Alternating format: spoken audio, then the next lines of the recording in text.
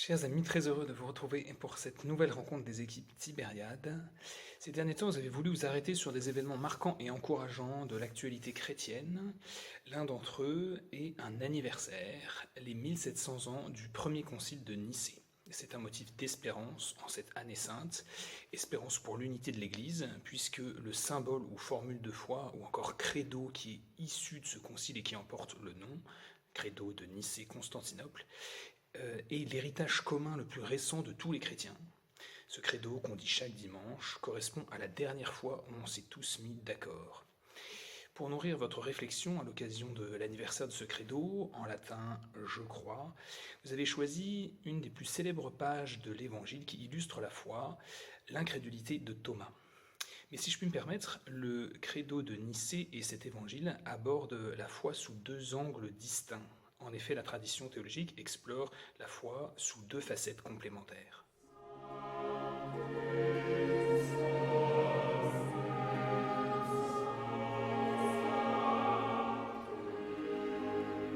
D'un côté, donc, il y a la fides que creditur, c'est-à-dire la foi que je crois ou en quoi je crois.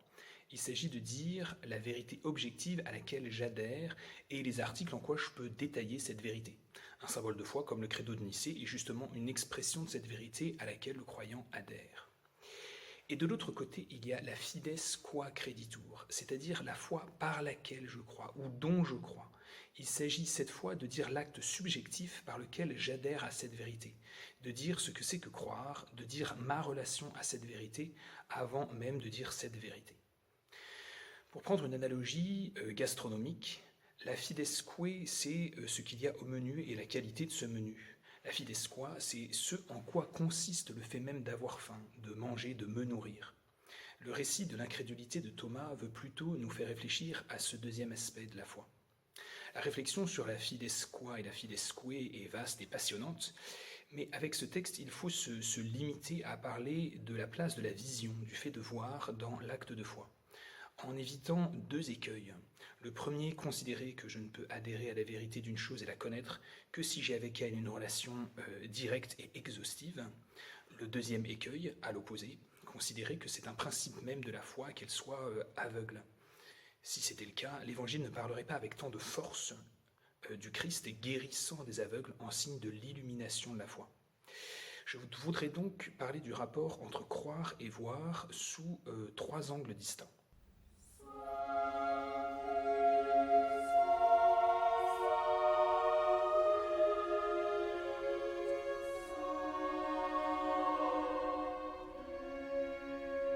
Premièrement, parce que tu as vu, tu crois. Un peu avant, dans le même évangile de Jean, on lit « Alors l'autre disciple, lui qui était arrivé le premier au tombeau, entra. Il vit et il crut. » Car il n'avait pas encore compris que d'après les Écritures, le Christ devait ressusciter des morts.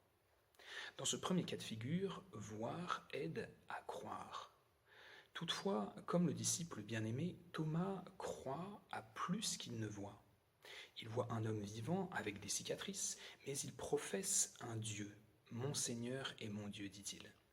En termes philosophiques, Dieu, l'objet de sa foi, ne rentre pas dans les conditions de l'expérience qui sont l'espace et le temps. La réalité de Dieu les dépasse, les déborde, elle est bien au-delà. Dieu, personne ne l'a jamais vu, dit Jean au début de son évangile. Néanmoins, il poursuit, mais le Fils de Dieu, le Fils unique, c'est lui qui l'a fait connaître, car le Verbe s'est fait chair, et nous avons vu sa gloire. Certes, Dieu dépasse les conditions de mon expérience, mais il a voulu s'y manifester et y entrer pour conduire ma connaissance jusqu'à lui. Il est entré dans le temps par la longue histoire d'alliance initiée avec les patriarches, et il est entré dans l'espace par son incarnation. Dieu a fait voir quelque chose de lui pour m'amener à connaître pleinement ce que je ne peux voir pleinement. Ainsi, la vue fait partie de la pédagogie de la foi. L'intelligence croyante, c'est celle qui, à partir des indices visibles, arrive à déduire et à connaître l'essence invisible et à en vivre.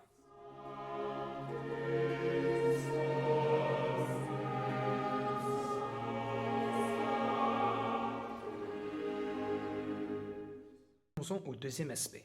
Heureux ceux qui croient sans avoir vu. En réalité, il faut distinguer deux visions. D'une part, la vision de l'expérience dans le temps et l'espace, vision directe qui relève du sensible, du corporel, du physique. Nous avons vu qu'elle était limitée, car Dieu est tout à fait disproportionné par rapport à cette manière de voir. Et d'autre part, il y a la vision intellectuelle, c'est-à-dire ma capacité à connaître intellectuellement, rationnellement, spirituellement, intérieurement. Par exemple, je n'ai pas fait moi-même directement telle expérience physique, mais je peux en comprendre la cohérence et en refaire la démonstration. En ce sens, j'en ai une certaine vision intérieure. Et alors ce type de vision a une certaine proportion avec la réalité même de Dieu. La foi relève de cette vision. C'est par elle que je vois, alors même que je ne vois pas. Saint Jean dit ailleurs, ce que nous avons vu de nos yeux et ce que nos mains ont touché du Verbe de vie, nous vous l'annonçons pour que vous aussi vous soyez en communion avec nous. Par là, il nous dit, cette vision intérieure, intellectuelle de Dieu et de son amour, par notre témoignage, vous pouvez la voir pleinement. Il ne vous en manque rien, quand bien même vous n'avez pas eu, comme nous, l'expérience directe de ces indices matériels. C'est pourquoi vous êtes pleinement satisfait, comblé et heureux. Il appartenait à la génération des apôtres d'en faire l'expérience directe pour que toutes les générations à venir, par l'expérience indirecte du témoignage transmis, puissent en avoir la pleine vision intérieure. Heureux donc ceux qui croient sans avoir vu.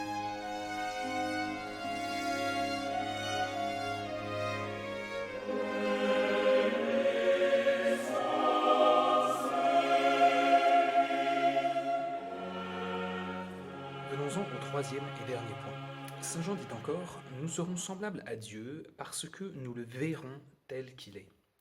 Ultimement, notre relation à Dieu sera une sorte de vision.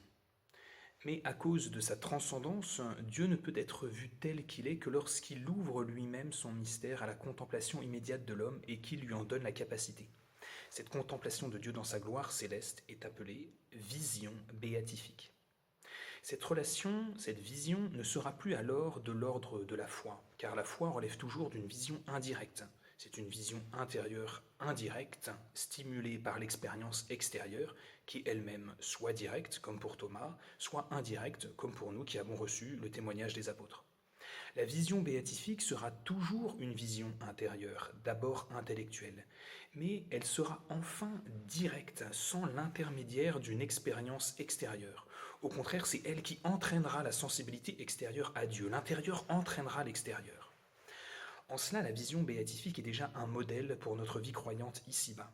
Alors qu'on se dit souvent qu'il faut voir pour croire, en réalité, le croyant, le chrétien, est plutôt celui qui croit pour mieux voir. Ma vision intérieure, toujours plus illuminée par la vérité divine, éclaire, transforme et affine mon regard extérieur pour mieux voir au dehors l'œuvre de Dieu à accomplir dans ma vie de charité pour mon prochain et pour le monde. Heureux donc ceux qui croient sans avoir vu, parce qu'ils croient, ils verront mieux